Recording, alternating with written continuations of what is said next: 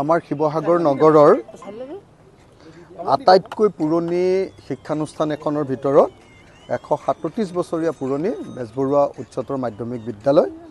এই বিদ্যালয়ত এটা সায়েন্সৰ ল্যাবৰেটৰী প্ৰতিষ্ঠা কৰিবৰ কাৰণে আজি আধাৰশিলা স্থাপন কৰা হ'ল আৰু সেই অনুসৰি 4 মাহৰ ভিতৰত আমাৰ সায়েন্স ল্যাবৰেটৰীটো কমপ্লিট কৰা হ'ব।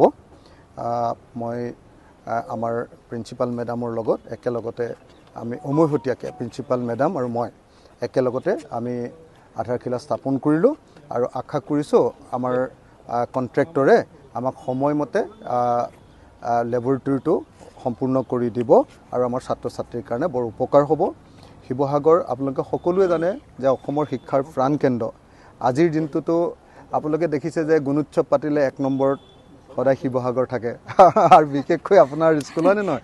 আমাৰ স্কুল আমাৰ এবাৰ 100% ৰিজাল্ট 100% পাছ কৰা এখন চৰকাৰী স্কুল যদি আছে তাৰ এখন বেজবৰুৱা উচ্চতৰ মাধ্যমিক গতানুগতিকভাৱে 5 বছৰ 100% পাইছে।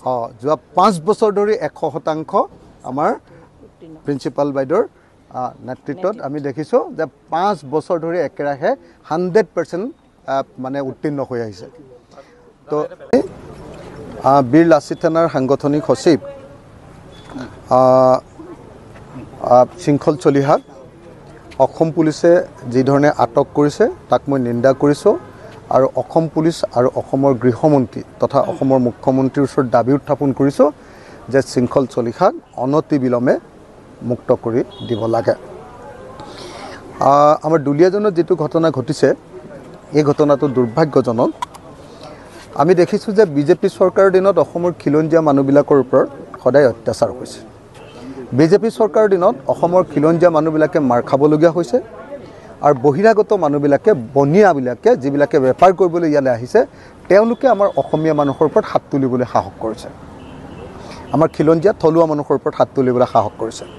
গতিকে দুলীয়াজানৰ এই ঘটনা সেইকাৰণে নিন্দনীয়।